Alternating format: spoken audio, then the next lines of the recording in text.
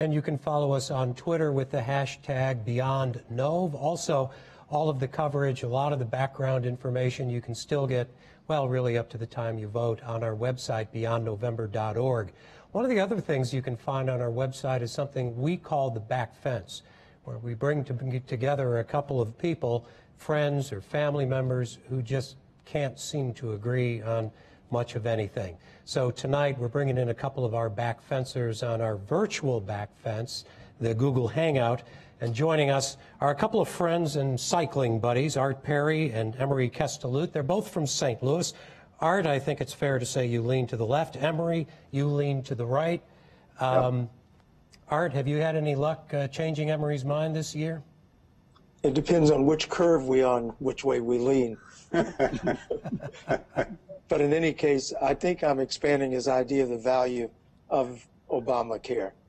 So that's been a big issue for you guys. Go ahead, Emery, jump in here.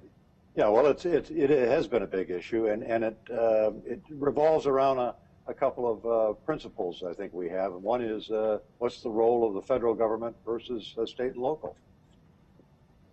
I like more local control of what's going to affect our citizens.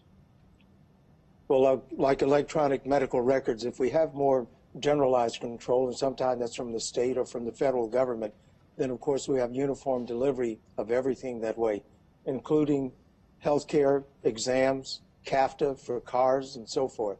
So I think the federal government has a role, but of course we're still going to debate probably on our next ride whether the federal government should be there in every move. But I believe national health care is of value, and Medicare has such a terrific, great record for taking care of the seniors up till now. You guys must have some pretty interesting bike rides. Oh, we yes. do. Art takes me to places I've never been before. I think it's to influence me and make me stay close to him. Some of the places we go, but it's a good venue to talk about things that are on our minds from both the Republican and the Democratic side. We agree on a lot, actually, but we agree that when we disagree, we're still going to be friends. Absolutely. Yeah, are you guys sort of an endangered species? Because it seems to me all that we hear about is people who don't agree and can't find any common ground. I'm not sure you're finding common ground except the common ground of, say, the back fence. Well, we found common ground on Prop B, for instance, Yes, and we found common ground, I believe, on Prop E. So we can still move and move forward, actually. Yeah. And the ones we disagree on, we'll probably find more facts. Emery's a much better reader than I am, so I listen and I can learn from his explorations. That's what he likes to say, but Art's got the facts that he needs at his fingertips. Don't let him kid you. Yeah, you guys are both pretty well informed. I mean, there's no question. You're not just typical. You're not just, watching one channel or the other. I have a feeling you're getting a lot of background information. Let's talk about big picture. One of the big issues going ahead, and that's the economy, the national debt, all of that. Yep. You probably have some things to say about that on that bike ride. We do, and we've talked about it both that way and through some emails over the back fence.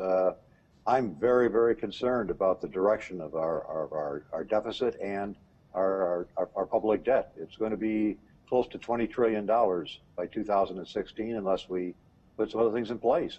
And Art, I think, agrees with me that it is a problem. No question. Mine is that I believe the 1%ers should kick in and help bail us out.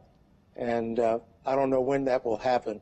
But if that's the case, then of course we may start growing by 2% or 3% rather than just 1.5% a year. And growth is the key. That's one of the ways we're going to get out of this is we have to start growing and we have to add more jobs. But we can't kick the can down the road anymore. And I would say that to the current administration as well as the current House and Senate. They've got to start acting on this thing. Do you have a sense that no matter what happens tomorrow, there's going to be a Congress and a president where there can be some movement?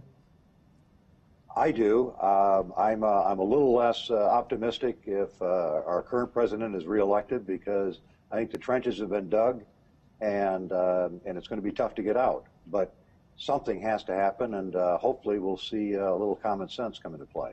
Art, what about you? There's a lot of showing of the laundry for Obama at this particular time since we haven't named individuals. So all of his lack of ability to bring the country as far forward as some would like, that will have been amplified. So if he's reelected, I believe it'll bring other people in to work with him at that time. Congress won't be able to hide. Either party, by the way, none of them will be able to hide if Obama's reelected. Yeah. Or if the other candidate is elected for the first time, I think the same thing will be true. Nobody's going to hide anymore, whether it's Romney or hopefully even if it's Obama. Okay, Art and Emery, our back fencers, thanks for coming in. Thanks for You bet.